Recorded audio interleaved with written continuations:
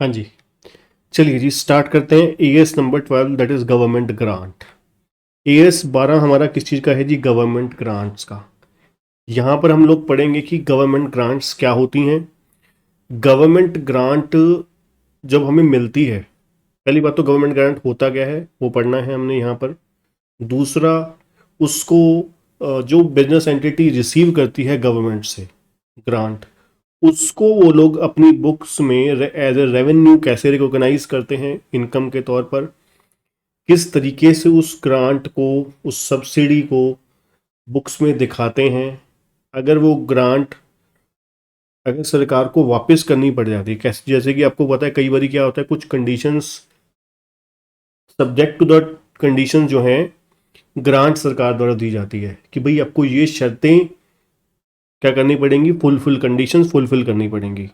अगर ये condition fulfil नहीं करोगे या बीच में अगर कहीं आपने वो कंडीशंस ओवरराइड कर दी, उल्लंघना कर दी, ठीक है जी, तो उल्लंघना करने पर आपको ये जो ग्रांट आपको दी गई है वो वापस रिफंड मतलब करनी पड़ेगी।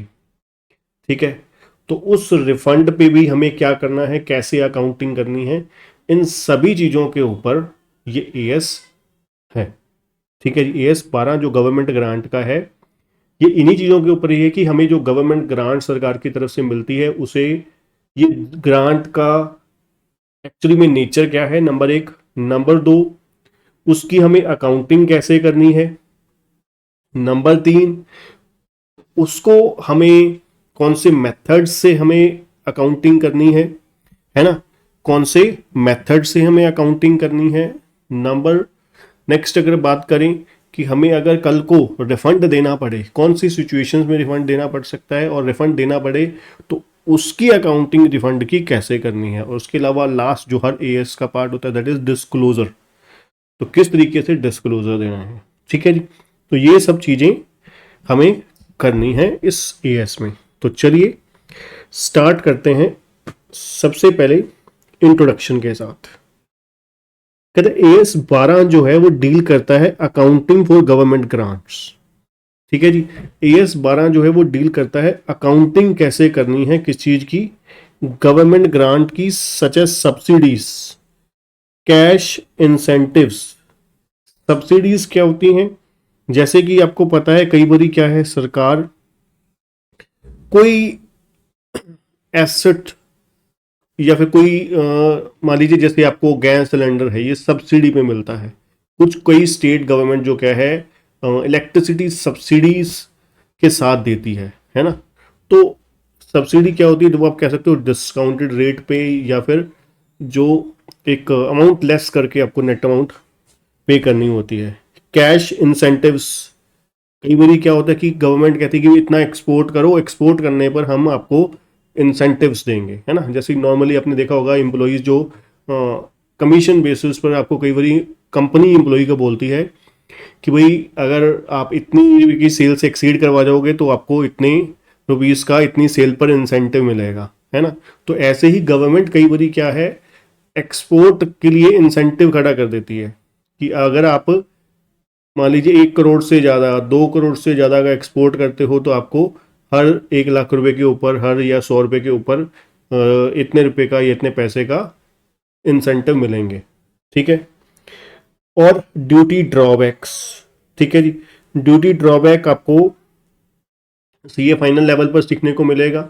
ठीक है, ये आपके कस्टम लॉ में आपको पढ़ने को मिलेगा ड्यूटी ड्रॉबैक्स, और हो सकता है शायद जीएसटी में भी हो आपके। ठीक है, जो आपको जगदीप सर पढ़ाने वाले हैं।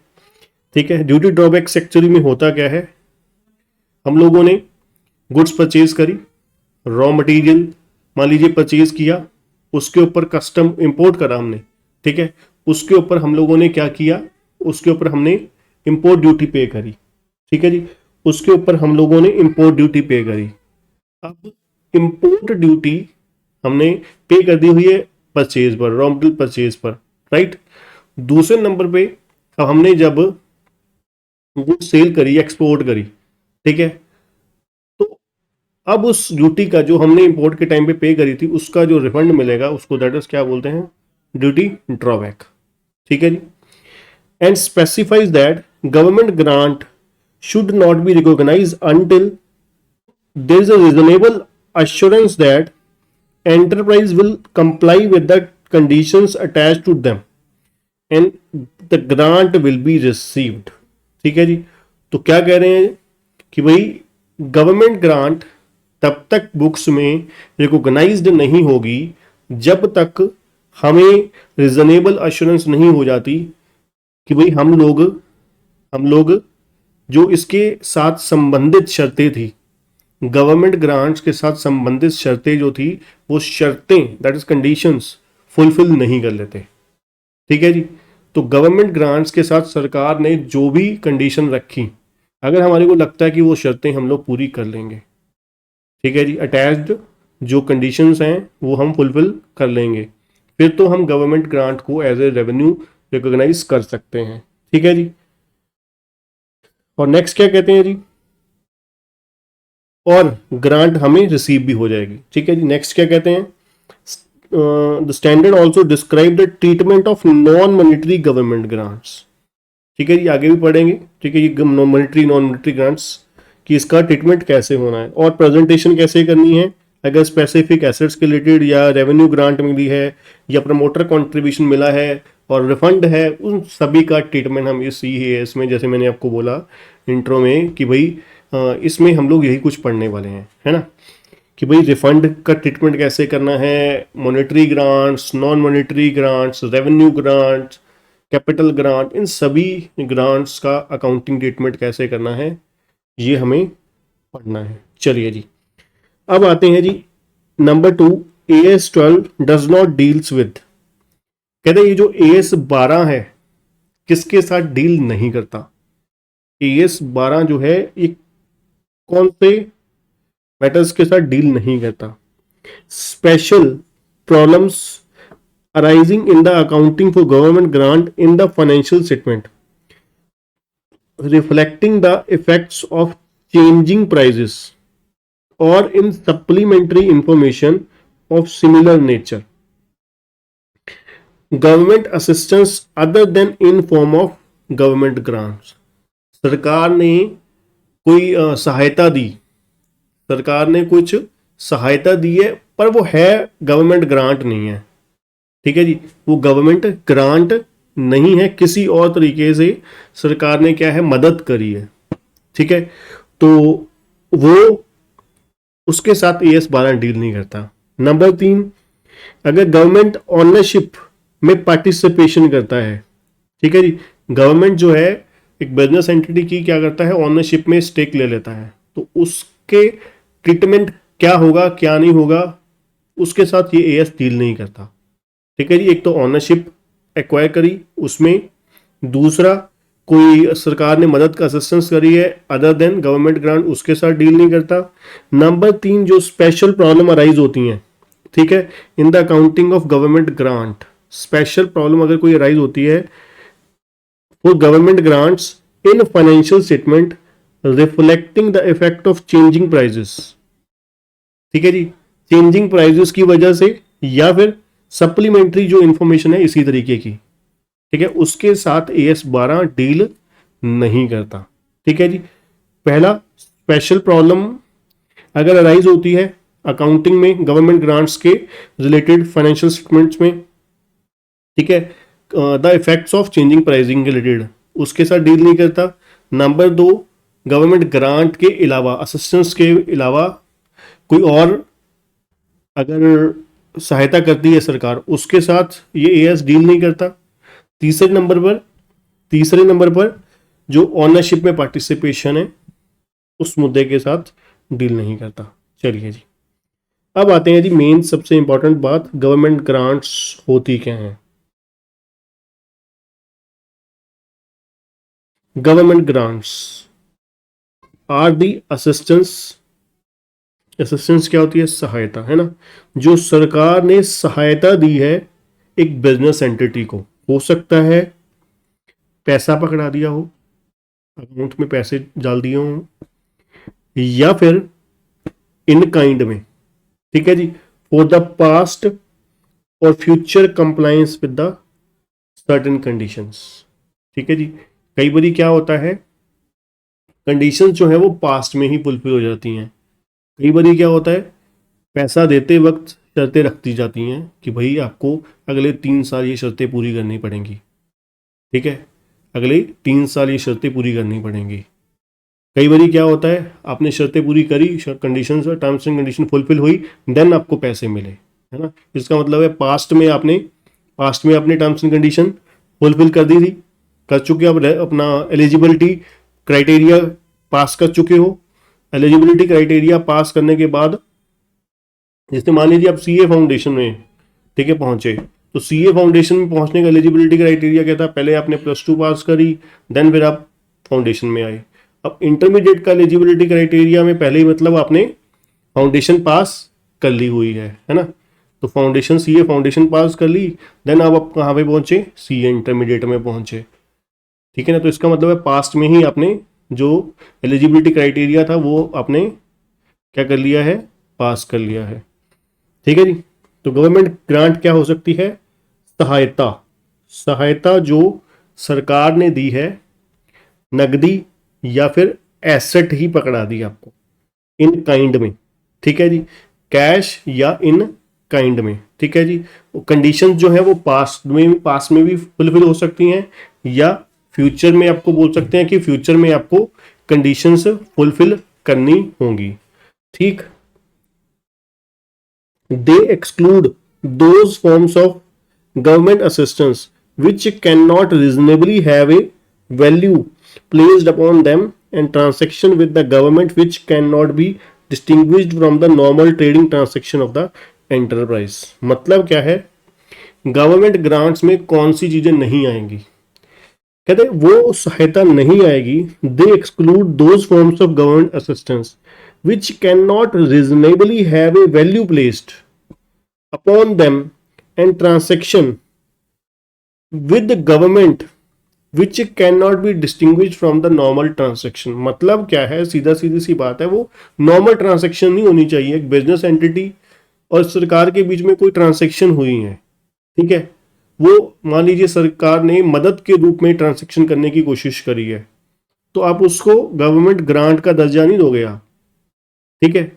गवर्नमेंट ग्रांट अलग है, जो ट्रांसेक्शन करी गई है सरकार, और जैसे मान लीजिए कई बार क्या होता है, गवर्नमेंट द्वारा कुछ स्टार्टअप्स को प्रायोरिटी दी जाती है कि आपको गवर्नमेंट प्रोजेक्ट्स में आपको पार्टिसिपेशन करने की ज़्यादा राइट दिया जाएगा, ठीक है। तो आपको अपना मतलब फेवर किया जाएगा, प्रायोरिटी दी जाएगी। तो ये गवर्नमेंट असिस्टेंस नहीं है ना, ये गवर्नमेंट असिस्टेंस नहीं है, ये एक्चुअली में गवर्नमेंट की पॉलिसी थी, जो क्या है, न्यू एंटरप्राइज जो हैं, न्यूली स्टार्टअप्स, बिजनेस स्टार्टअप्स हैं, उनको आगे पहुंचाने के लिए एक गवर्नमेंट की अप्रोच है, पॉलिसी है, ठीक है, वो अलग है, गवर्नमेंट ग्रांट्स अलग है, ठीक है जी, समझ गए जी। They exclude those forms of government assistance which can not reasonably have a value placed upon them, ठीक है। प्लस ट्रांजैक्शन जो सरकार के साथ की गई हैं, ठीक है, वो अलग चीज है, ठीक है जी। तो गवर्नमेंट ग्रांट क्या है, इन कैश या इन काइंड, इन कैश या इन काइंड सरकार ने बिजनेस एंटरप्राइज की मदद करी है, ठीक है जी। इन काइंड, इन कैश में जो सरकार ने बिजनेस एंटिटी की मदद करी है, कैसे मदद करी है, पास्ट में कंडीशंस फुलफिल होने के बाद की वजह से, या फिर पहले ग्रांट दे दी फिर कहा कि फ्यूचर में आपको कंडीशन फुलफिल करनी पड़ेंगी। तो दो सिचुएशन में आपको ग्रांट्स दी जाती हैं, ठीक है, इस तरीके से। अब गवर्नमेंट ग्रांट जैसे हमने अभी पढ़ा, दो तरीके में क्लासिफाइड हैं, monetary grants, non monetary grants, means in cash, in kind, in cash monetary, non monetary in kind, ठीक। अब चलिए, accounting treatment of government grants, क्या कह रहे हैं जी, अकाउंटिंग ट्रीटमेंट क्या होगा गवर्नमेंट ग्रांट का।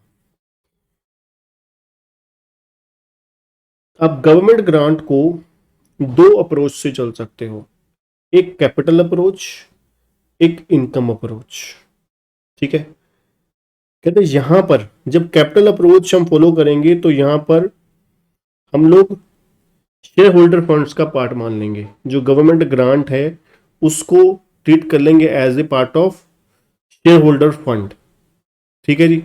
अगर इनकम है तो फिर क्या होगी, ग्रांट को हम क्या करेंगे, जितने पीरियड के लिए, जैसे मान लीजिए 3 साल की कंडीशन रखी सरकार ने, 3 साल की शर्तें रखी, तो 3 साल में इनकम को, जो गवर्नमेंट ग्रांट है उसको एलोकेट कर दिया जाएगा पी एंड एल में।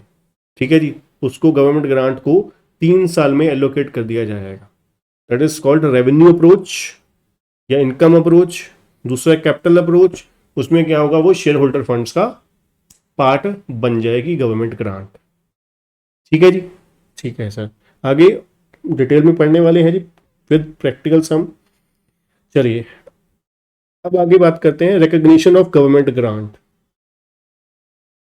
कहते government grant is not recognise until, कहते ये तब तक इनकम के तौर पर रिकॉग्नाइज नहीं होगी जब तक हमें रीजनेबल एश्योरेंस नहीं हो जाता। जब तक हमें रीजनेबल एश्योरेंस नहीं हो जाता, किस चीज का रीजनेबल एश्योरेंस नहीं हो जाता, हमें रीजनेबल एश्योरेंस नहीं हो जाता कि एंटरप्राइज जो है कंप्लाई कर लेगी कंडीशंस को, है ना, जो शर्तें थी, जो टर्म्स एंड कंडीशंस थी ग्रांट के साथ संबंधित, वो सभी शर्तों को फुलफिल नहीं कर लेगी, प्लस प्लस और ग्रांट रिसीव नहीं हो जाएगी। अगर हमें लगता है ग्रांट रिसीव हो जाएगी, अगर हमें लगता है ग्रांट जो है रिसीव हो जाएगी, प्लस जो इसके साथ संबंधित टीएनसी है, टर्म्स एंड कंडीशंस हैं, वो क्या हो जाएगी, कंप्लाइड हो जाएंगी। ठीक है जी। जो बिजनेस एंटिटी है, इस गवर्नमेंट ग्रांट के साथ रिलेटेड जो भी टर्म्स एंड कंडीशन सरकार ने रखी हैं, हम लोग वो पूरा कर लेंगे, उसको हम क्या कर लेंगे, फुलफिल कर लेंगे। अगर हम कंडीशंस फुलफिल कर लेते हैं, हमारे को लगता है कि हाँ हमारी बिजनेस एंटिटी जो है वो कंडीशन जो रखी है सरकार ने वो फुलफिल कर लेंगे, ठीक है, इजीली हो जाएगी फॉर्म, ठीक है, अचीव हो जाएंगी, तो देन हम लोग उसको रिकॉग्नाइज कर सकते हैं इनकम के तौर पर। ठीक है जी, या जिस तरीके से जो भी इनकम अप्रोच या कैपिटल अप्रोच से करना है। कहते हैं नोट क्या है, receipt of grant is not of itself concluding evidence. कहते हैं आपने ग्रांट सरकार से ले ली, हथिया ली, इसका मतलब ये नहीं है कि हाँ हो गया बस बात खत्म। That the condition attaching to the grant have been और विल बी फुलफिल्ड, है ना। आपने मान लीजिए शुरू में किसी तरीके से झूठ बोल के या फिर हाँ बोला, प्रॉमिस कर दिया कि हाँ ठीक है जी, हम साइन करके बोल डिक्लेरेशन दे दिया कि हाँ ठीक है जी हम कर देंगे जी, कोई टेंशन वाली बात नहीं है जी, हम इजीली अचीव कर लेंगे जी कंडीशंस। ठीक है, तो आपने ग्रांट तो रिसीव कर ली, अब इसका मतलब ये थोड़ी ना कि सरकार आपसे वापस नहीं ले सकती, वो ग्रांट ले सकती है ना। कब ले सकती है, अगर आपने कंडीशंस फुलफिल ना करी तो। ठीक है जी, जिस साल आपने टर्म्स एंड कंडीशन तोड़ी उसी साल ही सरकार ने पैसे वापस ले लेने हैं। तो मतलब क्या हुआ, ग्रांट रिसीव होने का मतलब ये नहीं हुआ कि आप सारी, है ना, सारी की सारी जो प्रॉब्लम से आपका छुटकारा हो गया, आपको पैसे मिल गए, अब कुछ नहीं हो सकता, नहीं, ऐसा नहीं है। सरकार आपसे वापस भी ले सकती है किसी भी समय। क्लियर है जी। तो क्या है जी, ग्रांट रिसीव होने का मतलब ये नहीं है, कंक्लूसिव एविडेंस नहीं है कि ग्रांट आपने अर्न कर ली। ठीक है जी, अर्न तब होगी जब आपके पास रीजनेबल एश्योरेंस है कि टर्म्स एंड कंडीशन फुलफिल कर लोगे, प्लस ग्रांट आपकी रिसीव हो जाएगी। ठीक, चलिए अब हम बात करेंगे अकाउंटिंग ट्रीटमेंट पे number 1, non monetary grants. Non monetary grants, then government grant may take the form of non-monetary assets such as land or other resources। अब इसको आप कैसे ट्रीट करोगे, जो आपको नॉन मॉनेटरी ग्रांट सरकार की तरफ से मिलेगी उसको आप कैसे बुक्स में दिखाओगे। ठीक है जी।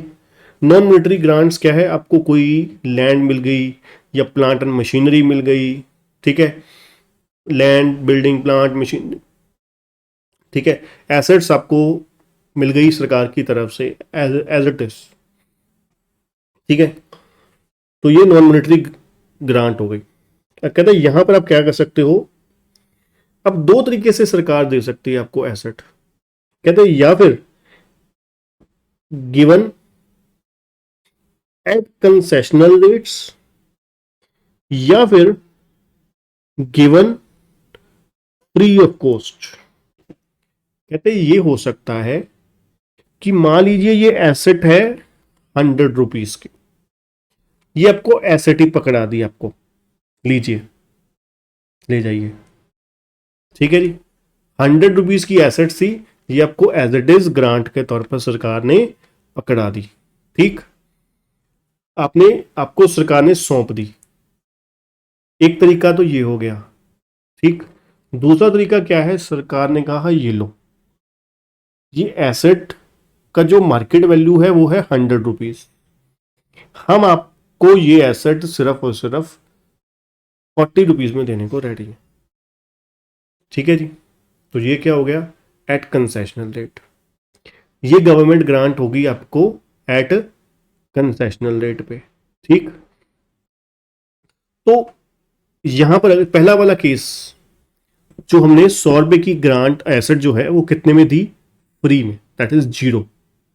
अब आपको बुक्स में तो दिखानी है, बुक्स में तो दिखानी है, तो आप क्या करोगे, तो कहते हैं यहां पर आप नॉमिनल वैल्यू पे रिकॉर्ड कर दोगे गवर्नमेंट ग्रांट। अब आपने इसका कोई पैसा दिला तो दिया नहीं है ना, इस एसेट का कुछ पैसा दिला तो दिया नहीं सरकार को, फ्री में आपको ये एसेट मिल गई, तो अब आप किताबों में क्या दिखाओगे, 0, 0 थोड़ी ना दिखाओगे, कुछ ना कुछ नॉमिनल वैल्यू का मतलब क्या है, 1 रुपया, 10 रुपए या 100 रुपए। अब आप कहोगे सर 100 रुपए की तो एसेट थी, अरे मैंने तो एग्जाम्पल ली है, मान लीजिए 10 लाख, आप बड़ी अमाउंट ले लो, है ना, 10 लाख या 10 करोड़ की एसेट थी, आपको सरकार ने फ्री में दे दी, है ना, फ्री में दे दी, तो अब क्या हुआ, अब आप कितने की रिकॉर्ड कर सकते हो उसको, 1 रुपए की, 10 रुपए की रिकॉर्ड कर दोगे, दैट्स इट, ठीक है जी।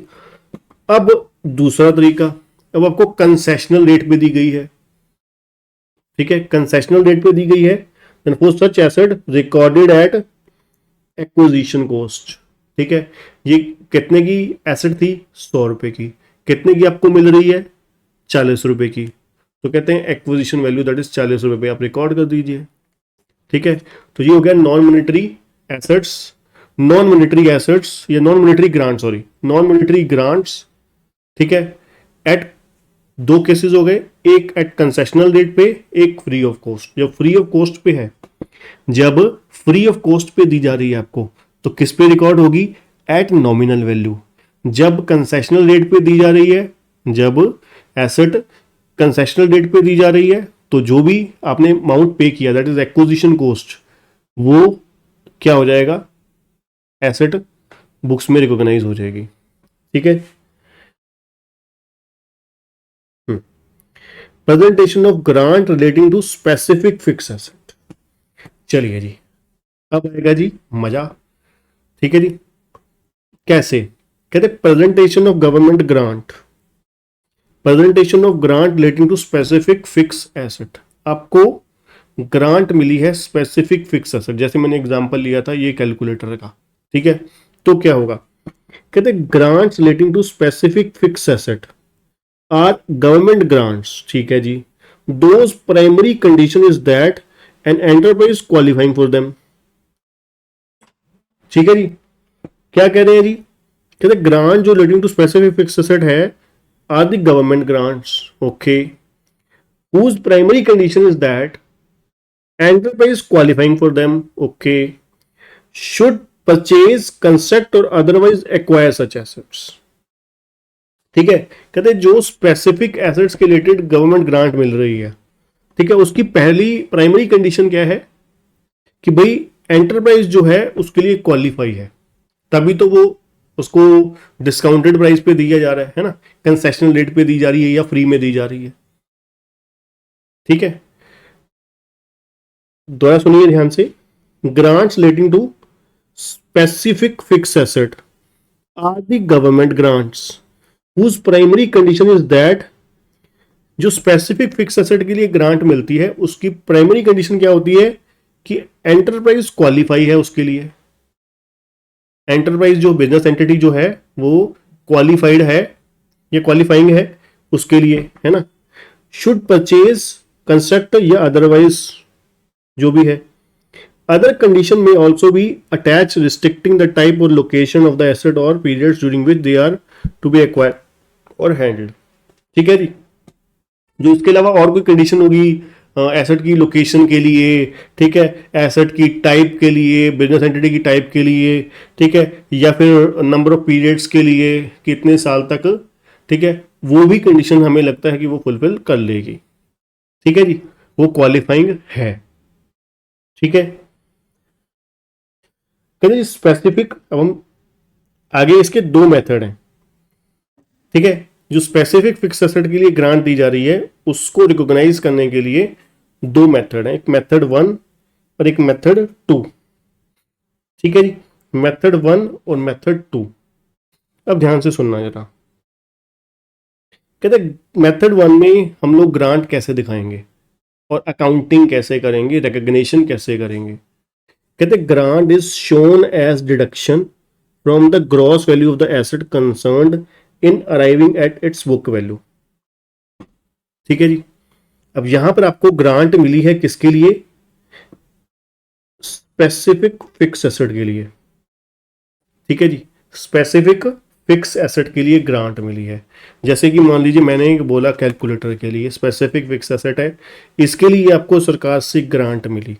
ठीक, अब आप लोग क्या करोगे, कॉस्ट ऑफ एसेट कितनी थी, मान लीजिए 100 रुपए। ठीक है, आपको ग्रांट कितने की मिली, 60 रुपए की, -60, तो बुक वैल्यू कितनी हो गई, 40 रुपए। ठीक है, the grant is thus recognised in the P&L over the useful life of depreciable asset by way of reduced depreciation charge. यहां पर देखा जाए जो 60 रुपए की ग्रांट मिली, इस केस में देखा जाए जो 60 रुपए की आपको ग्रांट मिली उसको हमने अलग से नहीं कुछ दिखाया। हमने क्या किया, ये एसेट 100 की थी, ग्रांट 60 रुपए की थी, हमने कितने की बुक्स में दिखाई इसे, एसेट 40 रुपए की, 40 रुपीज की। ठीक है, हमने इस एसेट को 40 रुपए की दिखाया। मान लीजिए रेट ऑफ डेप्रिसिएशन कितना था, 10% था, स्ट्रेट लाइन मेथड था। ठीक है, अब 100 रुपए के ऊपर 10% कितना बनता है, 10 रुपए। डेप्रिसिएशन कितनी लगनी थी, वैसे तो 10 रुपए।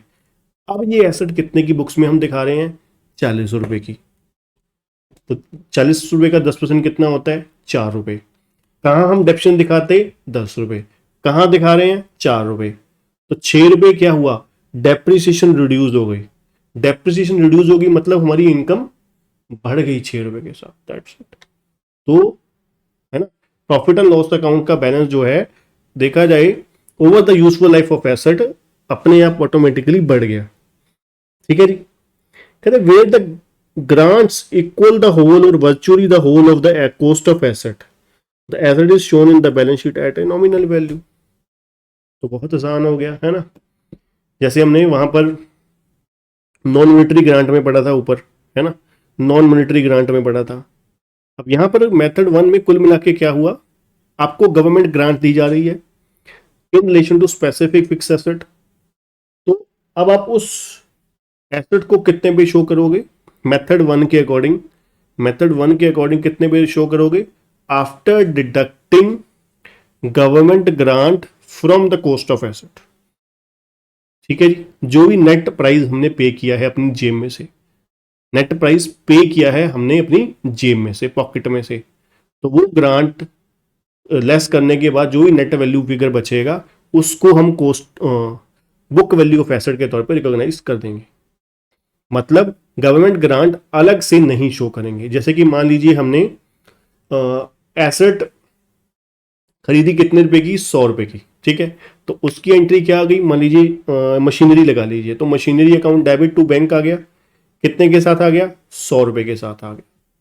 Machinery account debit to bank आ गया, कितने के साथ, 100 रुपए के साथ, ठीक है। अब ग्रांट कितनी मिली सरकार से, 60 रुपए की, ठीक है। तो यहां पर आप क्या करोगे, बैंक अकाउंट डेबिट, ठीक है, bank account debit to fix asset, to fix asset, जी हाँ, नरेशन में लिख दोगे being government grant receive from the government for ₹60, ठीक है जी। तो नेट करके हमारी जो एसेट आ गई कितने की आ गई, 40 रुपए की आ गई, ठीक है जी। Now depreciation will be charge on the net value that is ₹40 over the useful life of asset, that's it, ठीक है जी। ये हो गया जी मेथड 1 का सिलसिला।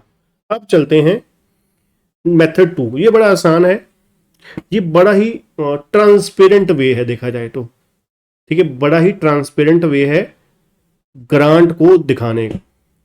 कैसे जी, कहते देखो बहुत सिंपल सी बात है, पहले वाले मेथड में तो आपने ग्रांट को जो है वो देखा जाए कहीं गुम ही कर दिया। ग्रांट को देखा जाए आपको लगेगा पहला मेथड बड़ा आसान, सर मजेदार है, पहला मेथड तो बिल्कुल सीधा हो गया कि एसेट की वैल्यू ही कम कर दी हमने, है ना। देखा जाए पहला मेथड आपके लिए, स्टूडेंट्स के लिए बहुत मजेदार, बहुत आसान, बट देखा जाए ट्रांसपेरेंसी के वे से देखा जाए तो ट्रांसपेरेंट मेथड सेकंड है। कैसे, चलिए देखते हैं। कहते ग्रांट जो मिली in relation to depreciable asset are treated as deferred revenue या deferred income which is recognized in the P&L on systematic and rational basis over the useful life of asset, ठीक है जी। ग्रांट, ये तो किसकी बात हो रही थी, डेप्रिशिएबल एसेट की। आपको एग्जांपल के साथ बताऊंगा, टेंशन मत लीजिए। Grant related to non depreciable asset are credited to capital reserve under this method as there is usually no charge to the income in respect of such assets, ठीक है। if grant relating to non depreciable asset requires the fulfillment of certain obligations, grant is credited to the income over the same period over which the cost of meeting such obligation is charged to income, ठीक है जी। एक एक करके अब बात करते हैं, एक एक कंडीशंस की बात करते हैं आराम से एग्जांपल के थ्रू। कहते हैं हमें पहला केस क्या है, यहां पर हमने ग्रांट मिली है, ग्रांट मिली है रिलेटेड टू डेप्रिशिएबल एसेट, ठीक है। अब मान लीजिए बिल्डिंग के अगेंस्ट लगा लीजिए, है ना, बिल्डिंग के अगेंस्ट मान लीजिए 50 लाख की बिल्डिंग थी, ठीक है, और हमें 20 लाख रुपए की ग्रांट मिल गई सरकार से, ठीक है। 50 लाख की कॉस्ट कितनी थी, 50 लाख, गवर्नमेंट ग्रांट कितने की मिली है, 20 लाख, ठीक है। ओके सर, बिल्डिंग क्या है, डेप्रिशिएबल। अब यहां पर हम लोग क्या करेंगे, जो गवर्नमेंट ग्रांट मिली है सरकार से उसको डेफर्ड इनकम के तौर पर दिखा देंगे, ठीक है जी। Which is recognize in the P&L on systematic and rational basis over the useful life of asset, ठीक है जी। अब हम लोग क्या करेंगे, मान लीजिए एसेट की लाइफ 5 साल है, 1 2 3 4 5, 1 2 3 4 5, ठीक है जी। तो गवर्नमेंट ग्रांट कितने की मिली थी, 20 लाख रुपए की, तो इक्वली कितना हो गया, 5 लाख नहीं 4 लाख, सॉरी 4 लाख 4 लाख 4 लाख 4 लाख, ठीक है जी। ये इक्वली डिस्ट्रीब्यूट हो जाएगी। अब इसको हम लोग क्या करेंगे, यहां पर हम लोग क्या करेंगे, जो गवर्नमेंट ग्रांट मिली, पहले एसेट जितने की खरीदी, कितने की खरीदी, 100 रुपए की एसेट खरीदने की एंट्री डाली, land and building account debit या building account debit to bank, कितने की एसेट खरीदी हमने, 50 लाख रुपए की, ठीक है जी। Bank account debit, sorry building account debit to bank 50 lakh रुपए, ये हो गई एसेट परचेज करने की। दूसरी, अब सरकार से ग्रांट मिली, ठीक है जी, सरकार से हमें ग्रांट मिली, अब उसको हमने क्या दिखा दिया, उसको हमने क्या दिखा दिया, डेफर्ड इनकम। अब इसको हम 20 लाख रुपए को क्या दिखाएंगे, डेफर्ड इनकम। अब इसको, इसकी क्या एंट्री हो जाएगी, bank account debit to deferred income against government grant. ठीक है जी, deferred income against government grant, 20 lakh रुपए हमने क्रेडिट कर दिया। अब हम क्या करेंगे, हर साल के एंड में 4-4 लाख रुपए क्या करते जाएंगे, रिवर्सल एंट्री डालते जाएंगे। अब हम क्या करेंगे, मान लीजिए फर्स्ट ईयर के एंड में, फर्स्ट ईयर के एंड में अब देखा जाए एक्री होगी इनकम, तो यहां पर हम क्या करेंगे, डेफर्ड इनकम अकाउंट डेबिट कर देंगे 4 lakh rupees to P and L कर देंगे 4 लाख। ठीक है जी, अगर मेथड दूसरा हुआ तो उसके प्रोपोर्शनेटली चला जाएगा, डब्ल्यूडीवी के अकॉर्डिंग हुआ, ये जैसे भी हुआ है ना, तो उसके अकॉर्डिंगली हम लोग रिकॉग्नाइज कर देंगे, दैट्स इट। अब हर साल 4 लाख रिवर्स होता जाएगा, होता जाएगा। और दूसरी तरफ जो डेप्रिसिएशन चार्ज होगी, डेप्रिसिएशन कितने पे होगी, पूरे के ऊपर, depreciation on cost of asset, that is 50 lakh, बस।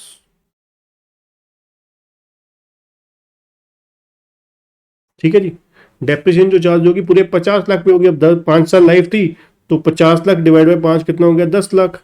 तो 10 lakh depreciation as an expenditure हो गया प्रॉफिट एंड लॉस अकाउंट में, और 4 लाख रुपए क्या हो गया, डेफर्ड इनकम हो गई हमारी, है ना, पी एंड एल में क्रेडिट हो जाएगा, बस। ठीक है जी, चलिए ये हो गया जी फर्स्ट केस। अब चलते हैं जी सेकंड केस पे, ये हो गया हमारा डन।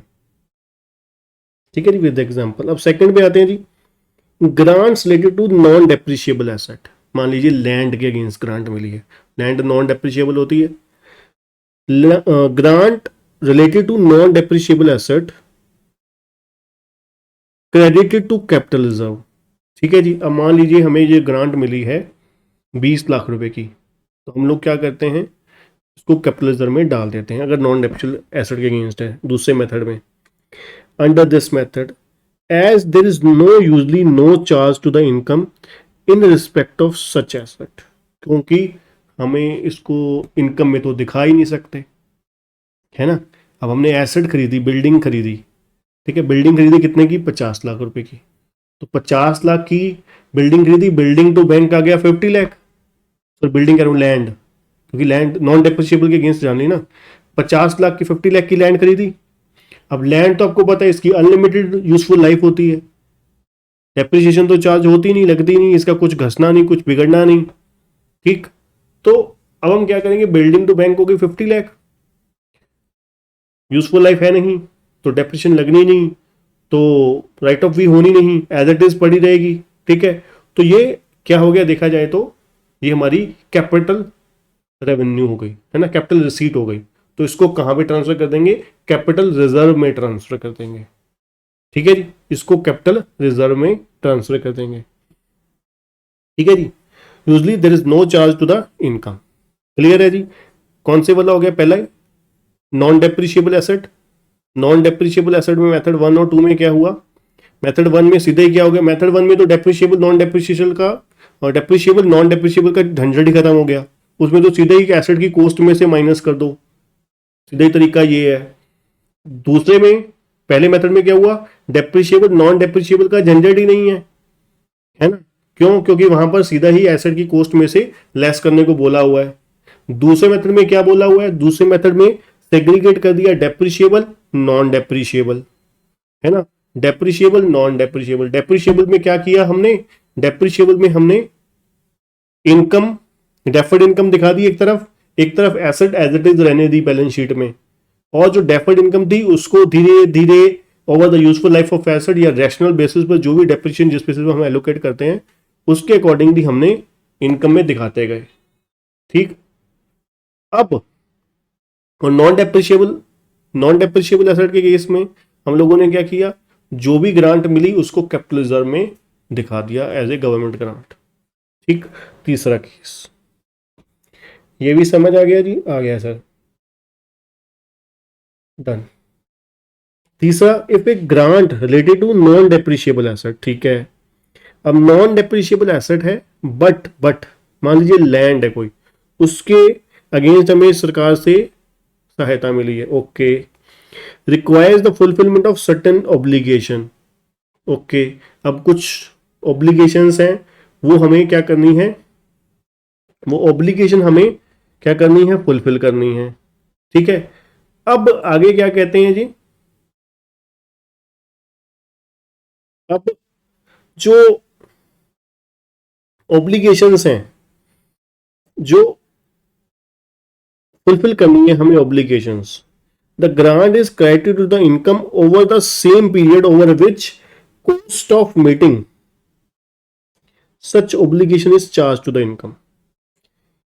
क्या कह रहे हैं, गवर्नमेंट ग्रांट मिली आपको, पर है नॉन डेप्रिशिएबल एसेट के अगेंस्ट, ठीक है जी, नॉन डेप्रिशिएबल एसेट के अगेंस्ट, ठीक है। अब पर यहां पर उन्होंने बोला है कि आपको मान लीजिए 3 साल, 5 साल, 10 साल, इतने साल कंडीशंस फुलफिल करनी है, ठीक है जी। अब यहां पर क्या कह रहे हैं, ग्रांट को जो है एज ए इनकम दिखाएंगे over the same period over which the cost of meeting such obligation is charged to the income, ठीक है जी। जितने साल हमने शर्तें पूरी करनी है उतने साल में, ठीक है, उसके लिए cost of meeting such obligation, ठीक है। जो भी हमें देखा जाए तो जिम्मेदारियां, लाइबिलिटी डिस्चार्ज करने को लगेंगे, ऑब्लिगेशंस डिस्चार्ज करने को लगेंगे, उतने पीरियड में हम लोग क्या करेंगे, उतने पीरियड हम लोग क्या करेंगे, चार्ज टू द इनकम कर देंगे, जो नॉन डेप्रिशिएबल एसेट के अगेंस्ट ग्रांट है, ठीक है जी। अब मैं समरी करता हूं, समराइज करता हूं दोनों मेथड को। मेथड 1 हमने किस चीज का पढ़ा, गवर्नमेंट ग्रांट जो मिली हमें related to specific fix asset, specific fix asset के अगेंस्ट ग्रांट मिली। मेथड 1 उसका जो था, उसमें हम लोग क्या करते थे, जो भी उसमें डेप्रिशिएबल एसेट हो चाहे नॉन डेप्रिशिएबल एसेट हो, यहाँ पर सीधा ही मेथड 1 में हम लोग क्या करेंगे, जितने की ग्रांट एसेट थी, कॉस्ट ऑफ एसेट थी, उसमें से माइनस कर देंगे गवर्नमेंट ग्रांट की वैल्यू, तो नेट फिगर हम बैलेंस शीट में एसेट की फिगर दिखा देंगे, वैल्यू दिखा देंगे। ये हो गया मेथड 1। दूसरे मेथड में हम लोग, दूसरे मेथड में 3 केसेस हो गए, इसको आप 2 कैटेगरी में डिवाइड कर सकते हो। मेथड 2 को 2 केसेस में डिवाइड कर सकते हो, depreciable, non depreciable, depreciable, non depreciable. Depreciable में सीधा सीधा हो गया, कहते हैं जो कॉस्ट ऑफ एसेट है उसको अलग दिखा दो एसेट साइड, और जो गवर्नमेंट ग्रांट है, ठीक है, गवर्नमेंट ग्रांट है उसको डेप्रिशिएशन के बेसिस पर, जिस बेसिस पर आप depreciation charge to the P&L करोगे, उस बेसिस पर डेफर्ड इनकम को क्रेडिट टू द पी&एल कर दो, ठीक है जी। डेप्रिशिएशन अगर 5 साल में आप एसेट की चार्ज कर रहे हो तो 5 साल में गवर्नमेंट ग्रांट को क्रेडिट कर दोगे, charge credit to the revenue, that is income, ठीक है। और अगर रिटन डाउन वैल्यू मेथड से डेप्रिशिएशन है तो इनकम भी उसी हिसाब से ही प्रोपोर्शनेटली डेफर्ड रेवेन्यू को, इनकम को चार्ज क्रेडिटेड कर दोगे, ठीक। ये हो गया कौन सी, डेप्रिशिएबल। नॉन डेप्रिशिएबल में क्या हुआ, नॉन डेप्रिशिएबल एसेट के केस में 2 चीजें हैं।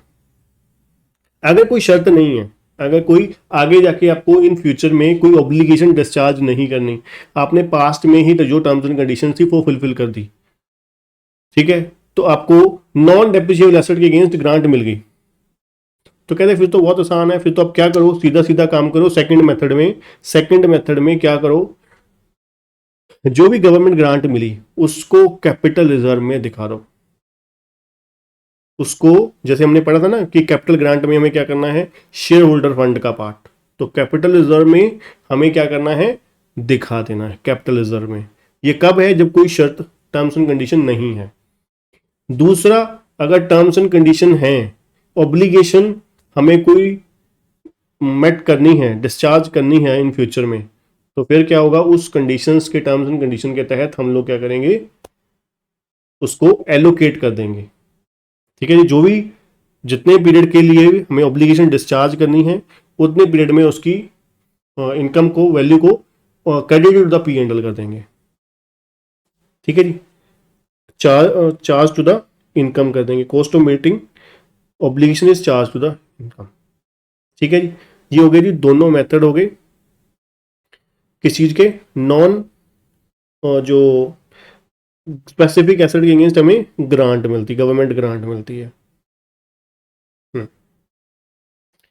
अब आते हैं जी नेक्स्ट, रेवेन्यू ग्रांट और कैपिटल ग्रांट या प्रमोटर कंट्रीब्यूशन। पहले रेवेन्यू ग्रांट।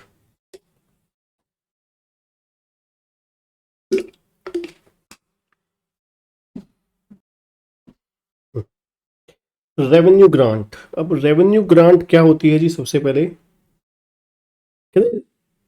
रेवेन्यू ग्रांट क्या है, grants relating to revenue are sometimes presented as a credit in the P&L statement either separately or under the general heading that is other income।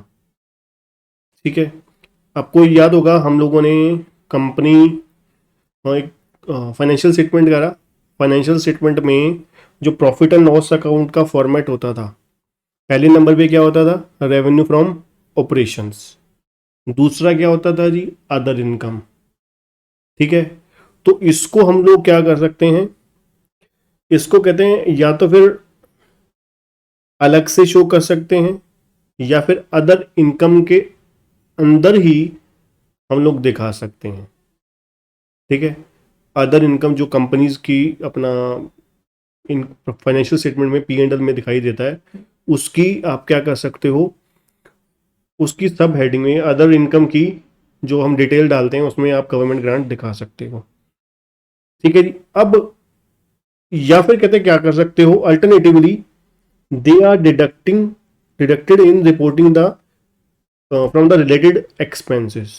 Actually में revenue grant होती क्या है, कई बारी क्या होता है, जैसे कि मान लीजिए मैं किसी पर्टिकुलर इंस्टीट्यूट का नाम नहीं लेना चाहूँगा, तो कई बारी क्या होता है, कोई संस्थाएं ऐसी होती हैं जो सरकार को लगता है अच्छा काम कर रही हैं, पर वो चाहते हैं, वो एक्चुअली में लॉसेज में जा रही हैं।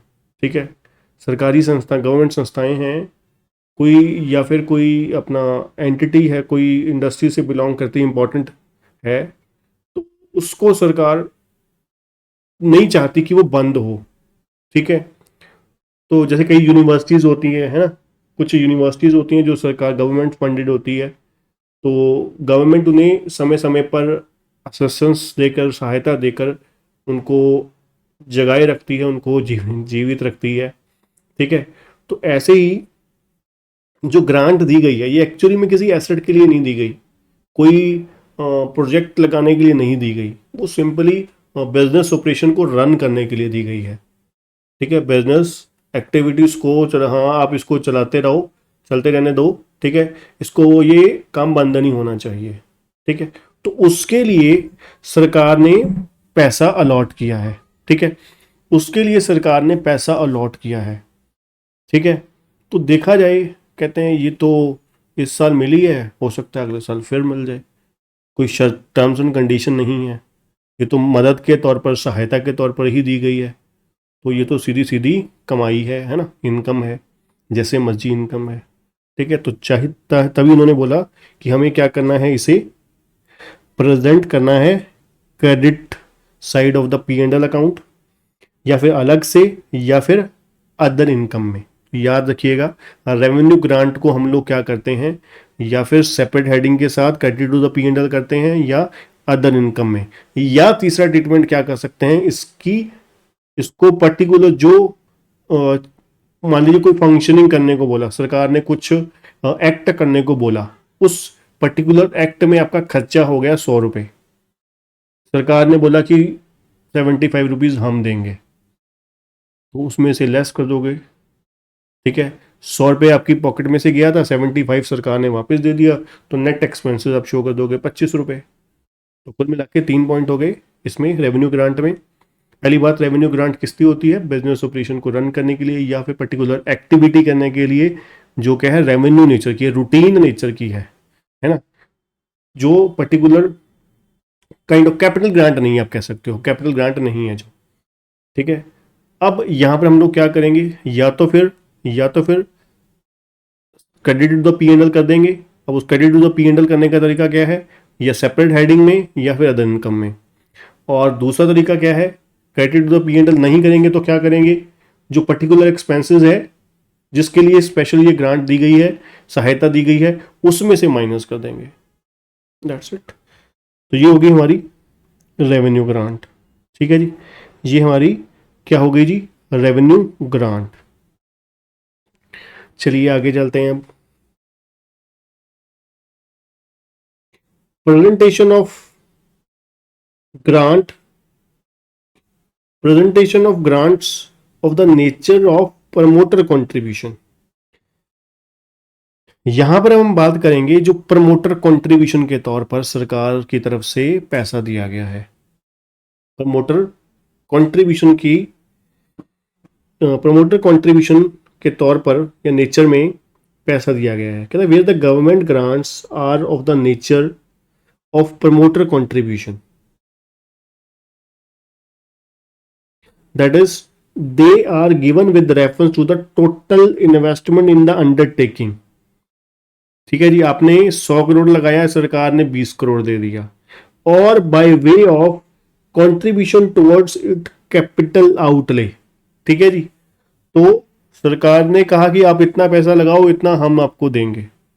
ठीक है जी, कैपिटल कंट्रीब्यूशन के टुवर्ड्स दे दिया ग्रांट।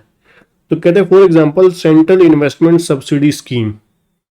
ठीक है, तो and no repayment is ordinarily expected in respect thereof. इसके संबंधित ऐसा कुछ कहते हैं आपको रीपे करने की या रिफंड करने की आवश्यकता फ्यूचर में नहीं आन पड़ेगी। तो फिर कहते हैं यहाँ पे तो बहुत अच्छी बात है, अगर नहीं देने पड़ेंगे वापस। तो यहाँ पर जो ग्रांट मिली सरकार की तरफ से उसे कैपिटल रिजर्व दिखा देंगे। The grants are treated as capital reserve which can be neither distributed as dividend nor considered as deferred income. क्योंकि ये प्रमोटर कंट्रीब्यूशन है ना, क्योंकि ये कैपिटल के तौर पर देखा जाए तो सरकार ने दी है ना, जो पैसा असिस्टेंस दी है सरकार ने, जो सहायता दी है, जो काइंड ऑफ ग्रांट दी है, ये इन द नेचर ऑफ क्या है, प्रमोटर्स, प्रमोटर के तौर पर दी है। देखा जाए तो सरकार ने खुद पैसा आगे बढ़ के आपकी कंपनी में लगाया, आपकी एंटिटी में लगाया। ठीक, तो यहां पर विद रेफरेंस टू द क्या लगाया है, टोटल इन्वेस्टमेंट। आपने 500 करोड़ लगाए, सरकार ने 50 करोड़ भी आपको दे दिया। ठीक है, तो यहां पर क्या हुआ जी, क्या हुआ, यहां पर आपको जो ग्रांट मिली, ये इन्वेस्टमेंट सरकार ने करी, वो इन द नेचर ऑफ क्या है, प्रमोटर कंट्रीब्यूशन। ठीक है, यहाँ पे किसी पर्टिकुलर एसेट्स के लिए नहीं दी, कोई कमाई करने के लिए नहीं दी, या फिर कोई आपकी पोजीशन अच्छी नहीं दी, है ना, आपकी वर्किंग रेवेन्यू जो आप कह सकते हो कंडीशन अच्छी नहीं थी आपकी, है ना, बिजनेस की सिचुएशन मतलब अच्छी नहीं थी, उसकी वजह से नहीं दी। यहाँ पर सरकार ने आपको अपनी कोई स्कीम के तहत बोला कि हाँ भाई हम आपको पैसा देंगे, अब लगाइए पैसा यहाँ पर। ठीक है, तो कंट्रीब्यूशन के तौर पर, है ना, योगदान के तौर पर, कि आप कुछ कंट्रीब्यूशन, आप पैसा आप लगाइए, कुछ हम आपको देंगे साथ। ठीक है, तो इन्होंने एग्जांपल भी दी है सेंट्रल इन्वेस्टमेंट सब्सिडी स्कीम की। ठीक है, तो यहां पर हम लोग इस ग्रांट को, ठीक है, जो प्रमोटर कंट्रीब्यूशन होगी उसको क्या दिखाएंगे, कैपिटल रिजर्व में ट्रांसफर करेंगे, कैपिटल रिजर्व में ट्रांसफर करेंगे। और ये वो ग्रांट है जो कभी भी डिस्ट्रीब्यूट मतलब इस्तेमाल नहीं की जा सकती डिविडेंड डिस्ट्रीब्यूशन के लिए, या फिर उसको डेफर्ड इनकम में मतलब credit to the P and L नहीं करेंगे। ठीक है जी, इसको कैपिटल रिजर्व के तौर पर ट्रीट किया जाएगा, जो ना ही डिविडेंड के तौर पर इस्तेमाल की जा सकती है, ना ही डेफर्ड इनकम के तौर पर कभी भी दिखाई जाएगी। ठीक है जी, ये हो गया जी पूरा। अब कुल मिला के अगर अभी तक हम बात करें, अभी तक हमने क्या क्या पढ़ा। पहली बात,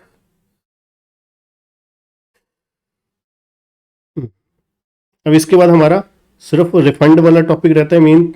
ठीक है जी, रिफंड आ गया, देन उसके बाद हमारा ये एएस खत्म हो जाएगा, देन सिर्फ प्रैक्टिकल रह जाएंगे फिर। ठीक है जी, ठीक है, अभी तक हमने क्या क्या पढ़ लिया। पहली बात, गवर्नमेंट ग्रांट क्या होती है। ठीक है, गवर्नमेंट ग्रांट रेवेन्यू नेचर की हो सकती है, कैपिटल नेचर की हो सकती है। ठीक है, रेवेन्यू नेचर की हो सकती है, कैपिटल नेचर की हो सकती है। जो रेवेन्यू नेचर की हो सकती है वो credit the P and L होगी, ठीक है, ओवर द जो भी एसेट की लाइफ होगी, जितने साल बेनिफिट मिलने वाला है या टर्म्स एंड कंडीशंस हैं। दूसरा कैपिटल ग्रांट, तो वो कैपिटल रिजर्व में ट्रांसफर हो जाएगी, ठीक है। अब गवर्नमेंट ग्रांट जो है वो मॉनेटरी एसेट्स के लिए हो सकती है, नॉन मॉनेटरी एसेट्स के लिए हो सकती है। ये मॉनेटरी ग्रांट हो सकती है, नॉन मॉनेटरी ग्रांट हो सकती है। मॉनेटरी ग्रांट क्या हो गई, सरकार ने पैसा ही पकड़ा दिया, है ना।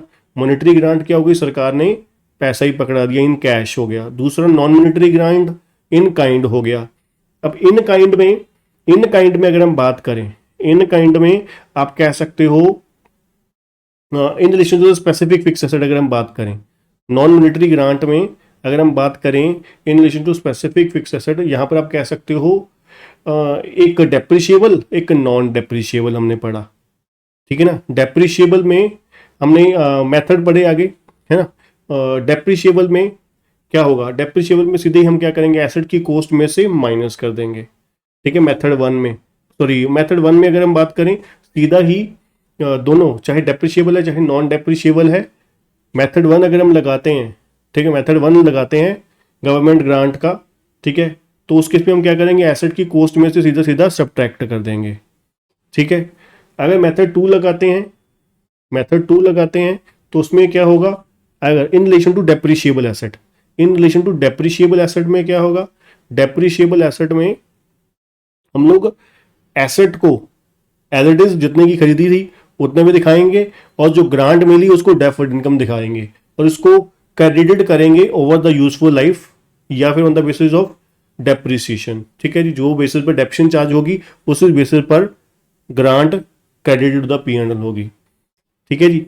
और दूसरा हमारा जो नॉन डेप्रिशिएबल एसेट है, नॉन डेप्रिशिएबल एसेट के केस में हमें जो ग्रांट मिली, नॉन डेप्रिशिएबल एसेट के केस में हमें जो ग्रांट मिली, जो हमने देखिए यहां पर 3 केसेस पढ़े।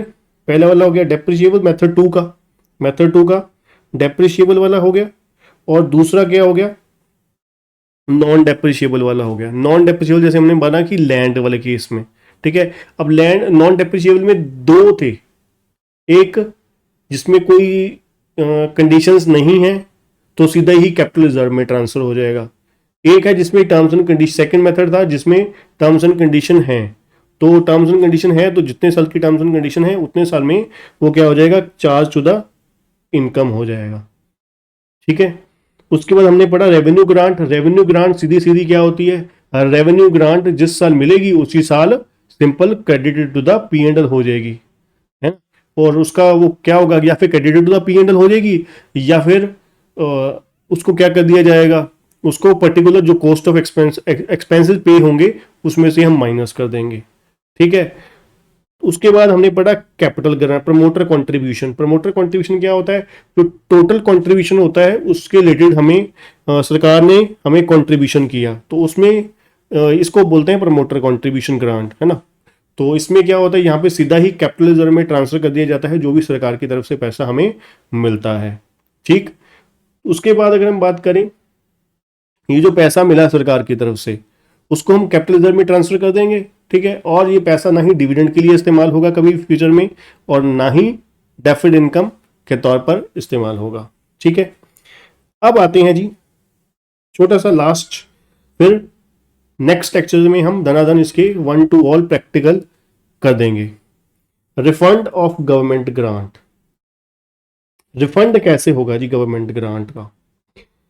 अब देखिए कहते हैं government grant sometime become refundable because certain conditions are not fulfilled, है ना। कुछ शर्तें थी, वो शर्तें पूरी नहीं हुई तो सरकार ने पैसे वापस मांग लिए। Are treated as extraordinary item, ये क्या हो गई, एक्स्ट्रा ऑर्डनरी आइटम हो जाएगी एज पर द AS 5, ठीक। अब चलिए, अब हमने 2 मेथड पढ़े गवर्नमेंट ग्रांट को रिकॉग्नाइज करने के। मेथड 1 में हमने क्या किया था, मेथड 1 में आपको याद करो जरा फटाफट, मेथड 1 में हमने क्या किया था, कॉस्ट ऑफ एसेट में से माइनस कर दिया था। 100 रुपए की एग्जांपल अब साथ साथ लेते हैं तो दोनों पैरेलल आपको समझ आ जाएंगे, ठीक है जी। ये मेरा ऐसा क्यों है करवाने का तरीका कि पहले मैंने आपको सारा कॉन्सेप्ट समझाया, फिर उसके रिलेटेड सारे सम करवाऊंगा, क्योंकि एक बारी क्या होगा, कॉन्सेप्ट क्लैरिटी हो गई, फिर सम करने बहुत आसान हो जाएंगे। क्योंकि अब आपको कई क्वेश्चन ऐसे आएंगे जिसमें ग्रांट और रिफंड दोनों के पॉइंट भी आ सकते हैं। तो रेदर देन हम वन बाय वन पहले हम ग्रांट के रिलेटेड क्वेश्चन करें, फिर रिफंड वाले क्वेश्चन, साथ रिफंड वाला प्रोविजन आई, साथ साथ रिफंड वाला कर लिया। अब इससे क्या होगा, आपको कॉन्सेप्ट किया, सम किया, बड़े मजे से हो गया। जब आप इकट्ठा करोगे तो आपको फिर कंफ्यूजन क्रिएट हो जाएगी। इसलिए मैंने आपको अब देखा 1 घंटे के लेक्चर में रिवीजन करवा भी दिया, रिवाइज भी करवा दिया, ठीक है, लास्ट 2-3 मिनट फिर रिवाइज करवा दूंगा, ठीक है ना। तो 1 से 1.5 घंटे में हमारा पूरा का पूरा ASV हो गया। प्लस जब प्रैक्टिकल करोगे तो ऐसे ही मक्खन मलाई की तरह क्वेश्चन निकलेंगे, ठीक है ना। तो मेथड 1 में हमने क्या किया था, कॉस्ट ऑफ एसेट में से सीधे ही माइनस कर दिया था। 100 रुपए की एसेट थी, 60 रुपए की ग्रांट मिली थी, तो 100 रुपए की कॉस्ट माइनस गवर्नमेंट ग्रांट 60, 40 रुपए हमने क्या किया, दिखा दिया एसेट। अब क्या हुआ, वो 60 रुपए वापस देने पड़ रहे हैं। अब 60 रुपए देने पड़ रहे हैं वापस, तो क्या करोगे, पहले माइनस किया था प्लस कर दो, पहले माइनस किया था ना कॉस्ट ऑफ एसेट में से, अब वापस प्लस कर दो। Government grant added to the book value of asset, ठीक है ना। अब वो चाहे डेप्रिशिएबल एसेट हो चाहे नॉन डेप्रिशिएबल एसेट हो, आपने तो क्या किया था, आपने तो 100 रुपए की एसेट थी, ठीक है, और उसमें से गवर्नमेंट ग्रांट 60 रुपए मिली थी, तो 40 रुपए की दिखा दी, ठीक है, 40 रुपए की एसेट दिखा दी। अब उसके ऊपर मान लीजिए डेप्रिशिएबल एसेट है, अगर मान लीजिए डेप्रिशिएबल एसेट है, मान लीजिए 3 साल बाद उस एसेट की वैल्यू, जो भी डेप्रिशिएशन तरीका था, जो भी कुछ था, कितने की दिखाई थी, मान लीजिए 24 रुपए की, 24 की, ठीक है। अब नौबत आ गई ग्रांट को रिफंड करने की, कहते कोई दिक्कत नहीं है, दे देते हैं वापस, ठीक है। तो 60 रुपए रिफंड देने की नौबत आ गई। तो अब हम क्या करेंगे, जो पैसा हमने सरकार को वापस मोड़ा 60 रुपए, तो यहां पर कॉस्ट ऑफ एसेट को क्या कर देगा, वो इंक्रीज कर देगा, प्लस 60 रुपीज, तो टोटल कितनी हो जाएगी, 84। तो 84 रुपीज के ऊपर डेप्शन लगा दोगे, जो भी रिमेनिंग लाइफ बचेगी। सिंपल, ये ट्रीटमेंट हो गया रिफंड का in case of method 1, in case of method 1, ठीक है जी। पहले हमने जब क्या किया था, कॉस्ट ऑफ एसेट में से माइनस कर दिया था, अब वापस प्लस कर देंगे, ये हो गया मेथड 1। अब आ जाइए मेथड 2। मेथड 2 में आपने क्या किया था, मेथड 2 में आपने क्या किया, 100 रुपए की एसेट खरीदी, उसको एसेट साइड रहने दिया, ग्रांट मिली 60 रुपए की, उसको लाइबिलिटी साइड रहने दिया, यही किया। फिर धीरे धीरे उसको क्या करते गए, यूज रिटर्न ऑफ करते गए, राइट ऑफ करते गए, क्रेडिट, जो उसकी डेप्रिसिएशन एसेट की कॉस्ट थी उसकी डेप्रिसिएशन डाल दी P&L में, और जो डेफर्ड इनकम थी उसको भी आप क्या करते गए, राइट ऑफ करते गए, ठीक है। चलिए एग्जांपल के साथ बताता हूं।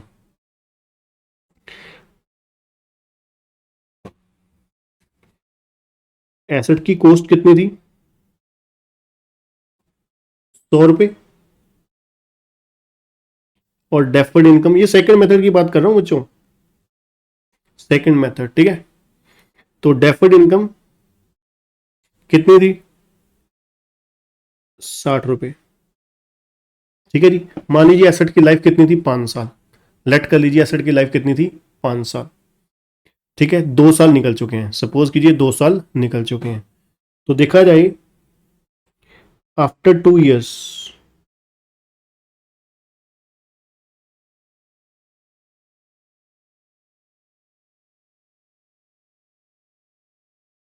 बुक वैल्यू कितनी बची एसेट की, 5 साल लाइफ थी, तो 100/5 किया, 20 रुपीज हर साल की डेप्रिसिएशन हो गई, 2 साल की डेप्रिसिएशन कितनी होगी, 40 रुपए, तो 3 साल की WDV कितनी बची, बुक वैल्यू कितनी बची, 60 रुपए, ठीक है जी। 100 रुपीज कॉस्ट थी, लाइफ कितनी थी, 5 साल, तो 100/5 किया, कितना हो गया, 20 रुपीज, 1 साल की डेप्रिसिएशन 20, 2 साल की 40, तो 100 में से 40 गए, 60 बच गई बुक वैल्यू, ठीक है। डेफर्ड इनकम कितनी बची होगी, डेफर्ड इनकम का बैलेंस कितना बचा होगा। 60 रुपये था, कितने साल की कंडीशन थी, एसेट की लाइफ कितनी थी, 5 साल, तो 60/5 कितना होना था, 12, तो 1 साल का 12, 2 साल का 24, तो रिमेनिंग बैलेंस कितना बचा होगा तीसरे साल के बिगिनिंग में, 36 रुपये। ठीक है जी, यही होगा तीसरे साल की शुरुआत में। अब तीसरे साल की शुरुआत में रिफंड देने की नौबत आ गई, तो अब क्या करोगे, by reducing the deferred income balance age appropriate by the amount refundable. ठीक है जी, अब क्या करोगे, मान लीजिए यहां पर जितना भी रिफंड होगा, जितना भी रिफंड देना पड़ता है उसको रिवर्स कर दोगे, है ना, जितना भी रिफंड देना होगा उसका क्या करोगे, माइनस कर दोगे, जो भी डेफर्ड इनकम बचेगा। ठीक है, मान लीजिए डेफर्ड इनकम कितना हो जाएगा, 40 रुपये, मान लीजिए गवर्नमेंट ग्रांट सपोज कीजिए, सॉरी 60 रुपये है, रिफंड देना पड़ रहा है वही 60 रुपये का देना पड़ रहा है, तो डेफर्ड इनकम कितना खड़ा था, 36 रुपये, तो आपने गवर्नमेंट ग्रांट को credited to the P and L कितना कर दिया देखा जाए, 24 रुपीज, तो 24 rupees debited to the P and L कर दोगे, बस डेबिटेड टू मतलब रिवर्स मार दोगे, पहले आपने credited to the P and L किया था, अब debited to the P and L. अब बैलेंस शीट में डेफर्ड इनकम कितना हो गया, 0, डेफर्ड इनकम कितना हो गया, 0। ठीक है, और debited to the P and L हो जाएगा कितना, और कितना हो जाएगा, 24 रुपये हो जाएगा, बस ये हो गया हमारा सेकंड मेथड में। ठीक है जी, तो ये रिफंड करने का तरीका हो गया आपका। ठीक है, और ज़्यादा क्लैरिटी जब काफ़ी सारे सम करेंगे तो और ज़्यादा क्लैरिटी हो जाएगी हमारे को। ठीक है, प्रमोटर कंट्रीब्यूशन में हमने क्या किया था, प्रमोटर कंट्रीब्यूशन में जब हमें गवर्नमेंट ग्रांट मिली तो हमने वो कैपिटल रिजर्व को बैलेंस ट्रांसफर कर दिया, जो पैसा मिला गवर्नमेंट ग्रांट के तौर पर उसको हमने कैपिटल रिजर्व के तौर पर ट्रांसफर कर दिया। राइट, कहते हैं अब हम क्या करेंगे, कहते हैं अगर रिफंडेबल हो गई ये वाली ग्रांट प्रमोटर कंट्रीब्यूशन वाली, पार्शियल या फुल जितना भी था, कहते to the government on non fulfilment of some specified conditions the relevant amount recoverable by the grant is reduced from the capital reserve. बताओ कितना आसान है, जब ग्रांट मिली तो कैपिटल रिजर्व में डाल दो, अगर रिफंड करनी पड़ गई तो कैपिटल रिजर्व में से माइनस कर दो। बताओ इससे आसान ट्रीटमेंट क्या हुआ, है ना। जब गवर्नमेंट ग्रांट मिली तो आपने क्या किया, तो आपने कैपिटल रिजर्व में डाल दिया। ठीक है, कैपिटल रिजर्व में डाल दिया, जब रिफंड करनी पड़ी जितना भी रिफंड करना पड़ा उसकी रिवर्सल कर दिया, मतलब डेबिटेड कर दिया। पहले जब मिला तो क्रेडिट, जब वापस देना पड़ा तो डेबिटेड कर दिया। ठीक है जी, ये हो गया जी refund in the nature of promoter contribution. अब रेवेन्यू ग्रांट अगर जो मिली है, रेवेन्यू ग्रांट किस वजह से मिली थी कि भाई आपकी जो बिजनेस सिचुएशन है वो अच्छी नहीं थी। ठीक है, वो आपको सीधा ही आपने credited to the P and L कर दी। ठीक है, credited to the P and L कर दी, तो अब क्या कर दोगे, रिवर्स मार दोगे, debited to the P and L कर दोगे। ठीक है, अब मान लीजिए वो grant subject to the condition ये मिली थी आपकी फाइनेंशियल स्टेटमेंट के अकॉर्डिंगली मिली थी। वो मान लीजिए आपकी उन्होंने गवर्नमेंट को पता लगा कि आपने जो फाइनेंशियल स्टेटमेंट है वो मैनिपुलेट करके प्रेजेंट की है, तो सरकार ने वो क्या किया, उस मैनिपुलेशन करने की वजह से ग्रांट रिफंड मांग ली। ठीक है, तो उस केस में क्या होगा, रिवर्सल हो जाएगी, और क्या रिवर्सल हो जाएगी। पहले आपने क्या किया, credited the P and L किया था, अब वापस डेबिटेड कर दोगे। Is applied first against any unamortized deferred credit remaining in respect of grant to the extent that amount refundable exceeds such any deferred credit or where no deferred credit exists the amount is charged to the P&L, है ना। अगर कोई deferred income के तौर पर दिखाई दे रहा है तो वहां से यूज कर लो, अगर deferred इनकम नहीं है तो फिर आप क्या करो, P&L को कर, जो मैंने आपको बोला सिंपल, है ना। अगर उसको अलग ही दिखाया गया है, अलग डेफर्ड इनकम के तौर पर, तो वहां से आप रिवर्सल एंट्री मार दो, या तो फिर क्या करो, debit to the P and L कर दो, सिंपल।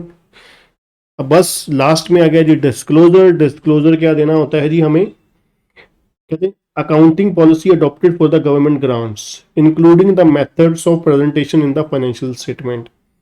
ठीक है, ये बताना है कि अकाउंटिंग पॉलिसी क्या अपनाई आपने गवर्नमेंट ग्रांट के लिए, ठीक है, और मेथड कौन सा अपनाया, पहला मेथड या दूसरा मेथड, नेचर क्या है गवर्नमेंट ग्रांट की, एक्सटेंट क्या है गवर्नमेंट ग्रांट की, ठीक है, इंक्लूडिंग द मॉनेटरी ग्रांट है कि नॉन मॉनेटरी ग्रांट है, कंसेशनल रेट पे है या फ्री ऑफ कॉस्ट पे है।